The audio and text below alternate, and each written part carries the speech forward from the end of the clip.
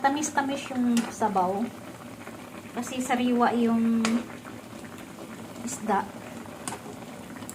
Bingwit ni sir. Nanghingi ako ng ano, pang ulam ko. Yung malunggay ko, medyo hindi na siya, may dilaw-dilaw na din. Kinuha ko lang sa kapitbahay.